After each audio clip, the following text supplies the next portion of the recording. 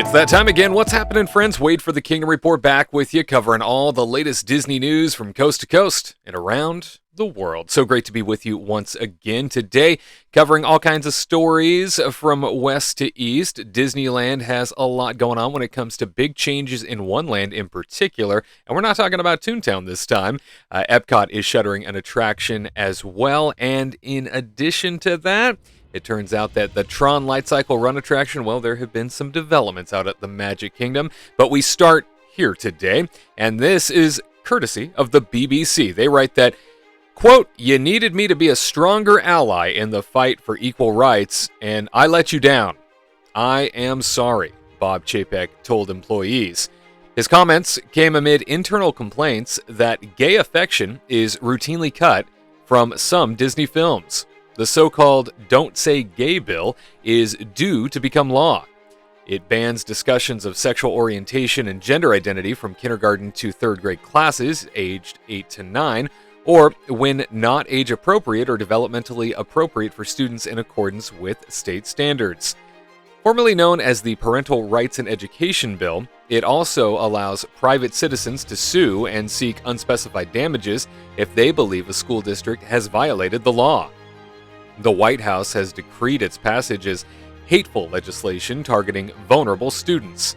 LGBT leaders at Disney have been clamoring for the company to speak out against the bill. In a letter to Disney leadership, a copy of which was obtained by the BBC, LGBT employees at Pixar, the company's computer animation division, accused the parent company of stepping back from public debate around bigoted legislation, as they called it, while continuing to profit from the LGBT community. They also leveled a more serious charge that Disney has cut, quote, "nearly every moment of overtly gay affection" from its content, regardless of when there is protest from both the creative teams and executive leadership at Pixar. The company did not reply to BBC's request for comment. On Friday, Mr. Chapek told employees in a memo that he was wrong to have been silent on the Don't Say Gay bill.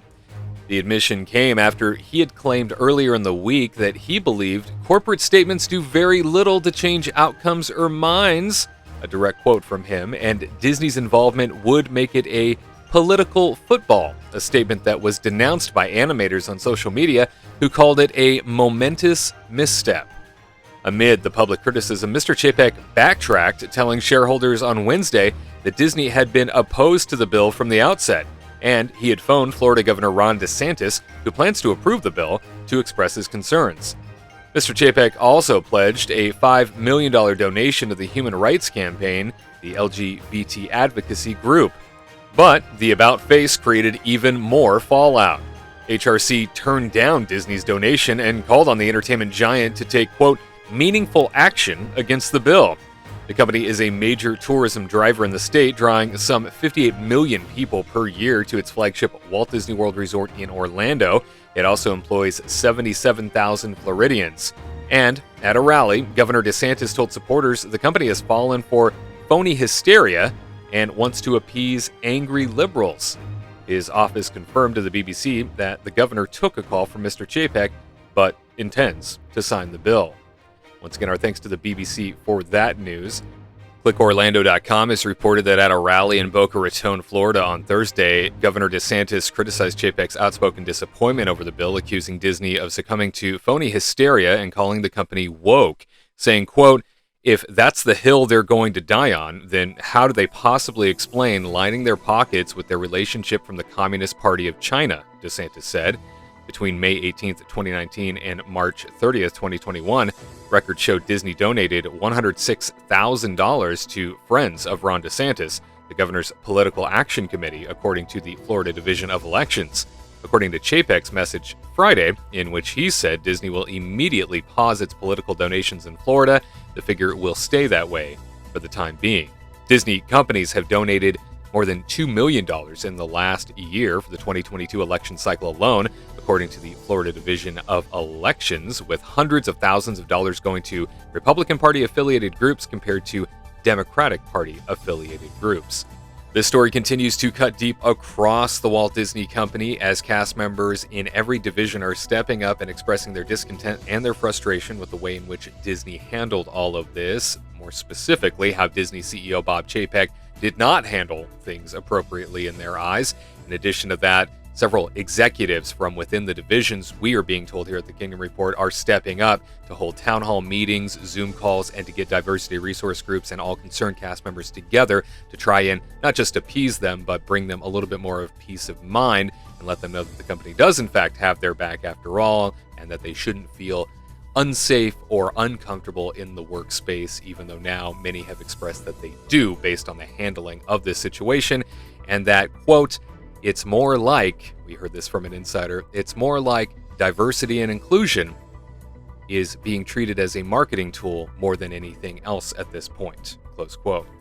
Lots of frustration, lots of irritation among Disney cast members at the moment over this story, and again, the way that these things have been handled. Let us know in the comments section if you feel like Disney CEO Bob Chapek handled this appropriately, and if his about-face and sudden turn in all of this is going to repair any of the damage that has been done.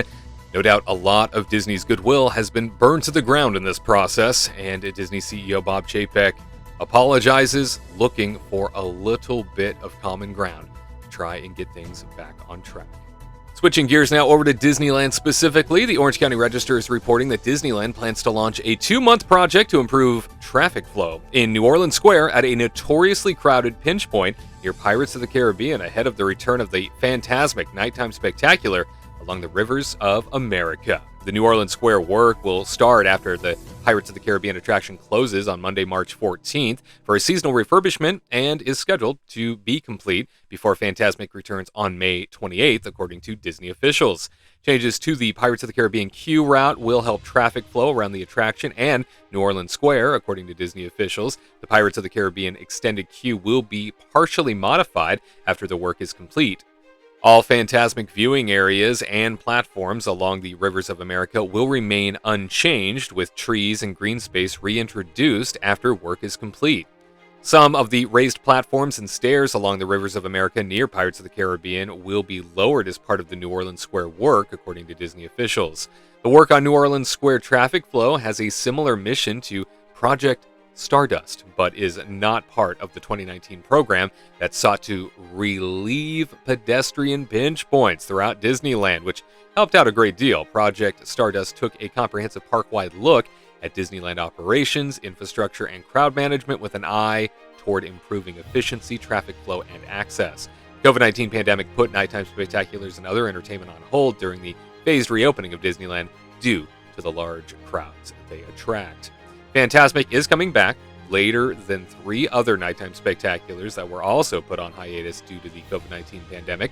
World of Color, Main Street Electrical Parade, and the Disneyland Forever fireworks will return on April 22nd. In recent months, the Fantasmic mist screens and fountains in the rivers of America have been undergoing an extensive rehab in preparation for the Nighttime Spectacular's 30th anniversary celebration.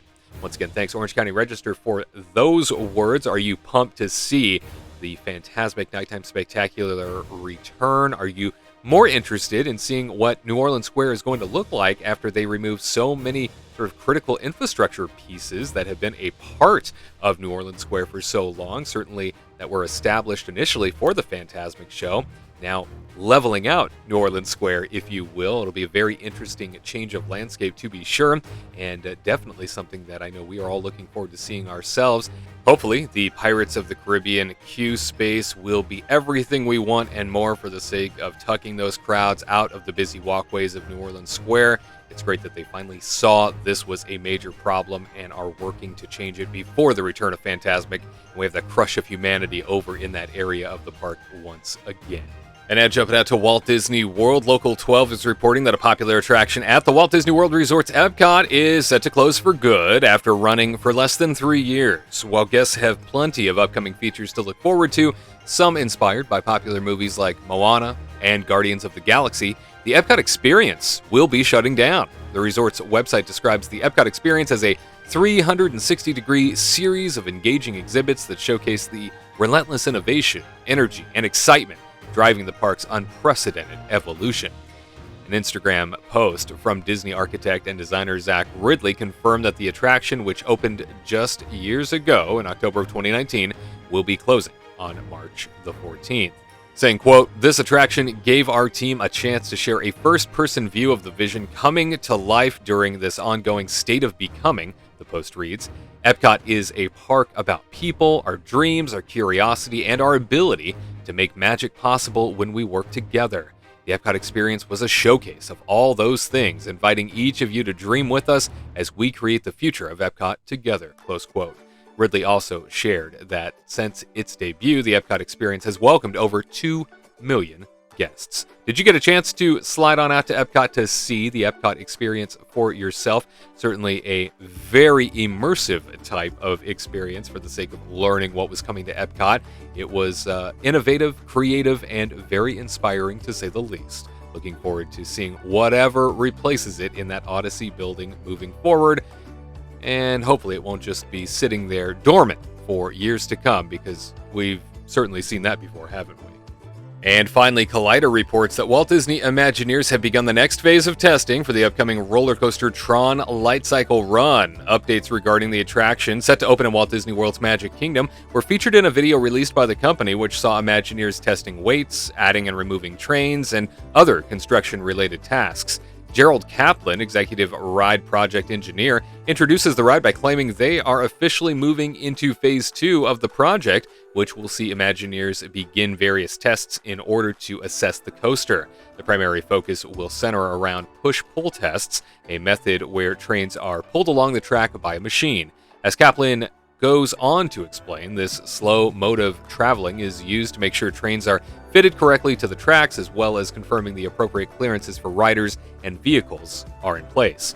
Due to much of the ride taking place outside underneath a lighted canopy, the testing will be in full view of everyday guests. After the push-pull tests have been completed, the crew will begin testing the launch system. The launch will be tested at incremental speeds until it reaches full velocity, and human-like test weights can be added. According to Kaplan, the entire testing timeline could take months as the crew ensures the attraction is safe for guests. But for TRON and Disney World fans, the testing alone comes as good news for the coaster.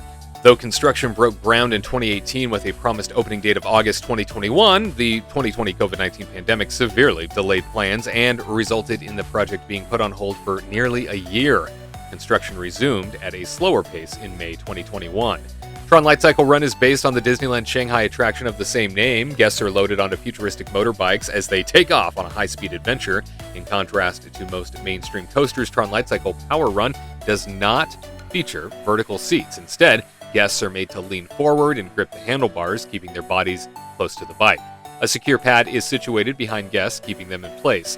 These motorbike coasters are not incredibly common. Less than 20 exist in theme parks across the world, and only 3 companies manufacture the system.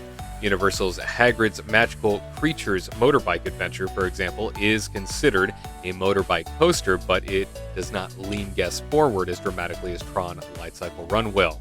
As Phase 2 gets underway, the excitement for the immersive coaster is sure to only grow. No opening new date has been released for TRON Lightcycle Run at this point.